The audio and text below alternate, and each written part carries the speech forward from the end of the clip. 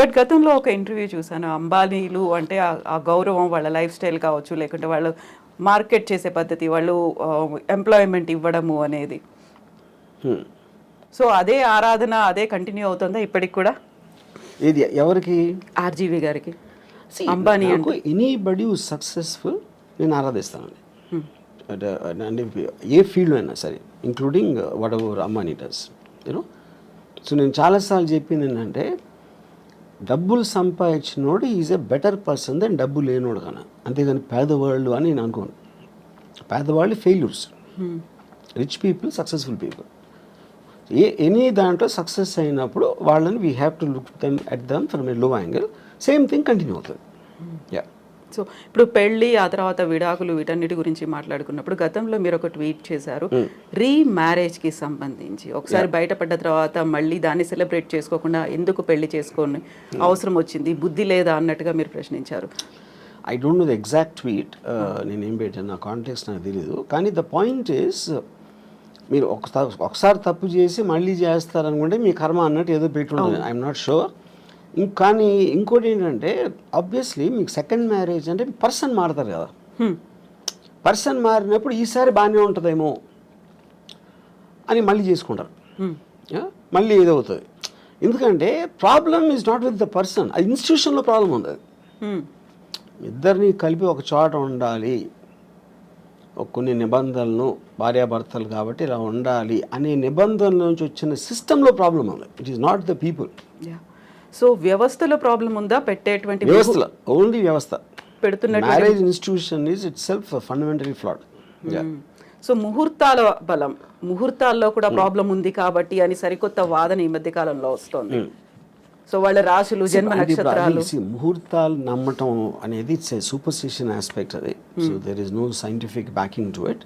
So అప్పుడు దేవుని నమ్మటం, మూఢనమ్మకాలు నమ్మటం, ముహూర్తాలు నమ్మటం, అవన్నీ కూడా ఒకే కేటగిరీలో వస్తాయి. That depends on person to person. Yeah. So ఇప్పుడు సరికొత్తగా నాగ చైతన్య అండ్ శోభితాకి సంబంధించి ఎంగేజ్మెంట్ తర్వాత వస్తున్నటువంటి ఆస్ట్రాలజర్స్ వీడియోలు అవి పెడుతున్నారు. మళ్ళీ వీడు విడాకులు తీసుకుంటారు, అప్పుడు సమంతతో ఏమైందో, ఇప్పుడు అదే అవుతోంది. ఇలాంటి వాటన్నిటిని ఎలా చూస్తారు మీరు? నేను అదే చెప్తున్నా. ఇప్పుడు ప్రతి ఒక్కరికి 2 bit ఆఫ్ ఫేమ్ కావాలి. సెలబ్రిటీస్ గురించి, వాళ్ళు చేస్తున్న దాని గురించి మాట్లాడితే మనకి వ్యూస్ వస్తాయి. ఇప్పుడు ఇలా మీడియాలో మీరు క్వశ్చన్ ఎందుకు అడుగుతున్నారు, అలాంటి టాపిక్ అతను లేపాడు కాబట్టి, అతను అది లేపాడు కాబట్టి మీరు అడుగుతున్నా, అది తనకు కావాల్సింది కూడా అదే. ఇప్పుడు దీంట్లో ముహూర్తాల ఇది ఏదైనా అవుతుందా అవ్వదా అనే దాంట్లో విన్నోళ్ళు కొంతమంది నమ్ముతారు, కొంతమంది నమ్మరు, కొంతమంది ఎంటర్టైన్గా తీసుకుంటారు. సో మన లైఫ్లో ఏం చేసినా అదే finally it comes to entertainment. Yeah. So ఇప్పుడు సెలబ్రిటీల ఇళ్లలో పెళ్ళిళ్ళు అవుతున్నాయి అనుకుంటే ఎందుకని దాని గురించి అంత మాట్లాడుకునే పరిస్థితి వస్తుందంటారు? Because they're celebrity. అంతకన్నా సింపుల్ ఆన్సర్ ఏముంది? మా పక్కింటి వాళ్ళ గురించి చెప్తే ఎవరికి ఉండదు కదా. ఎవరో ఒక స్టారు, ఒక పొలిటికల్ పర్సను, ఏదో ఒక విధంగా చాలామందికి తెలిసిన మనిషి గురించి మాట్లాడితేనే ఎంటర్టైన్మెంట్ వస్తుంది. వేరే వాళ్ళతో రాదని కాదు, అది లిమిటెడ్ సర్కిల్లో ఉంటుంది. అది వైడర్ సర్కిల్ కావాలంటే you always have to target A celebrity. So పెళ్లి వ్యవస్థకు సంబంధించి అవుతున్నటువంటి లోపం, ఎక్కడ లోపం ఉంది అంటే వ్యవస్థలోనే లోపం ఉంది. ఎలా ఉండాలంటారు? అదే చెప్తున్నాను. వ్యవస్థలో ఉందంటే మనకున్న ఇండిపెండెన్స్, మనకున్న మైండ్ సెట్లో ఇద్దరిని కలిపి ఒక చోట ఉంచటం, అది పెళ్ళి అనే పేరుతోటి వాళ్ళని బంధించడం అనేది that is where the problem comes. ఇప్పుడు ఒక ప్రాబ్లం ఏమొస్తుంది, ఇప్పుడు హస్బెండ్ ఉన్నాడు అనుకోండి, హీ నోస్ హిజ్ రిలేటివ్స్, ఆ పేరెంట్స్ అవ్వచ్చు, తన సిస్టరు, వీళ్ళు ఇంట్లో చేసే పని వాళ్ళు ఉంటారు, అందరూ కూడా ఇప్పటి నుంచో తెలుసు. కొత్తగా వచ్చిన అమ్మాయికి వాళ్ళు తెలియదు. అప్పుడు వీడికి వాళ్ళ మీద ఉన్న అభిప్రాయాలు సేమ్ అభిప్రాయాలు అమ్మాయికి రాకపోవచ్చు, which is one of the big reasons why the daughter in law versus the family ఎందుకు ఉంటుంది అంటే అదొక point. And it is naturally understandable. అది నేను గబుక్కుని మిమ్మల్ని కలిస్తే మీ మీద నాకున్న అభిప్రాయానికి, మిమ్మల్ని మీ గురించి ఎప్పటి నుంచో తెలిసిన వాళ్ళకి అభిప్రాయానికి ఎలా సింక్ కుదురుతుంది? అప్పుడు ఎక్స్పెక్ట్ చేయటం తప్పది. సో ఇది ఒక ఎగ్జాంపుల్ చెప్తాను. రెండో ఎగ్జాంపుల్, ఇప్పుడు నాకు తెలిసిన ఒక అమ్మాయి, she wanted to get divorce. ఏంటి ప్రాబ్లం అంటే, I find him very boring, which is a good enough reason. Bore కొట్టే మనిషి, మీరు మామూలుగా నేను బోర్ కొడితే మీరు వెళ్ళిపోతారు, కాసేపు హలోని మాట్లాడి వెళ్ళిపోతారు, నేను వెళ్ళిపోతాను. కలిసే ఉండాలి అంటే బోర్ కొట్టించి కొడితే ఎలా సాధ్యం? అది she might find something else more interesting, someone else more interesting. అప్పుడు మీ లైఫ్ మీకోసమే బతకాలి అని ఒక అండర్స్టాండింగ్ మీకు వచ్చినప్పుడు ఇంకొకళ్ళ కోసం నా లైఫ్ నా టైము నేను సాక్రిఫైస్ చేయను. ఆ ఇండిపెండెన్స్లోంచి వస్తుంది ఆ బ్రేక్అవే అనేది. సో మ్యారేజ్ అనేది ఒరిజినల్గా క్రియేట్ చేసినప్పుడు ఓకే, భర్త భార్య ఇద్దరు వాళ్ళ పిల్లలుగా అంటారు, పిల్లల్ని పెంచుతారు, చదివిస్తారు, వాళ్ళు ఏదో చేస్తారు. ఫ్యామిలీ ఆస్పెక్ట్ అనేది సొసైటీ కోసం చేసింది, ఇండివిజువల్ కోసం చేసింది కాదు. ఎప్పుడైతే ఇండివిజువల్ ఫ్రీడమ్ అనేది పెరగటం పెడితే ఇలాంటి ఇలాంటి ఇన్స్టిట్యూషన్స్ అని కనబలేకపోతాయి. సో ఈ పెళ్ళిళ్ళు అనేటువంటి వ్యవస్థ లేకుండా ఈ మధ్య కాలంలో వచ్చినటువంటి లివ్ ఇన్ రిలేషన్ దాంట్లో కూడా గొడవలు అవుతున్నాయి, దాంట్లో హ్యాపీగా విడిపోతున్నారు. కరెక్ట్. ఇప్పుడు పెళ్ళి అనేది వేరే వాళ్ళకి చెప్పడానికి, లివ్ ఇన్ రిలేషన్షిప్ అనేది వాళ్ళిద్దరికి ఉన్న పర్సనల్ ఆస్పెక్ట్, అది దట్స్ ఓన్లీ డిఫరెన్స్. యూనో ఇక దాంట్లో లీగల్గా ఎన్ని ఇయర్స్ ఉంటే అది వ్యాలిడ్ ఉంటుంది ఇది అది అని కొట్టుకుంటాం అనేది ఎలా జరుగుతుంది. మీరు అసలు ఇద్దరు ఒక చోట ఉంటే కొట్టుకోకుండా ఉండలేరు.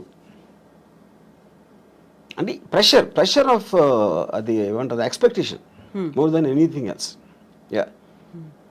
సో ఇలాంటి ఇష్యూస్ రాకుండా ఉండాలంటే understanding is the better way అంటారు. అడ్జస్ట్మెంట్ అండర్స్టాండింగ్ అనేది ఈజీ చెప్పటం. I do not believe it's అంటే అండర్స్టాండింగ్గా ఉండాలండి. ఇప్పుడు ఫర్ ఎగ్జాంపుల్ ఎవరో కౌన్సిలరు ఒక సైకాలజిస్ట్ భార్యాభర్తలు అన్యోన్యంగా ఉండాలి అని అన్నట్టు ఏదో అన్నారు, నేను యూట్యూబ్లో చూశాను. అండ్ ఫస్ట్ ఆఫ్ ఆల్ భార్య అనేది ఇట్స్ లేబుల్. అది రియాలిటీలో ఏంటి, భార్య అనేది స్పెసిఫిక్ పర్సన్. నా భార్య తన భార్య ముగ్గురిని భార్యలు అంటే అందరూ ఒకటేనా? కాదు కదా. The people are different. వాళ్ళ బిహేవియరు, యాటిట్యూడు, వాళ్ళకున్న ఇండివిజువల్ ఇష్యూస్ ఇలాంటివన్నీ కేస్ టు కేస్ చూడాలి. కానీ అందరినీ కలిపి లేబుల్ వేసి భార్యాభర్తలు అన్యోన్యంగా ఉండాలంటే జనరలైజ్ చేయడం అనేది మీనింగ్ లేదు. మీ భార్యని బాగా చూసుకో అంటే మీరు చెప్పారనుకోండి, ఇప్పుడు నా భార్య మీ భార్య కాదు, అప్పుడు మీరు ఎలా ఇస్తారు ఆ సలహా? అది ఏమి తెలియకుండా ఇష్యూ అది. You know so I feel the whole concept of when the entire society in advancement is going towards individual freedom. నా ఇష్టం వచ్చినట్టు నేను బతుకుతాను, నాకు హ్యాపీనెస్ వచ్చింది నేను చేస్తాను అనుకున్న ఎవ్వరూ కూడా they can't be in the relationship unless one person completely compromises. One person completely succumb అయిపోతే ఏదో అట్లీస్ట్ ఓకే. అది సో మనకున్నటువంటి ఒక పర్సన్ కంప్లీట్గా సకంబ్ అవ్వటానికి ఎందుకు సకంబ్ అవ్వాలి నేను వేరే వాళ్ళకి అన్నది కదా.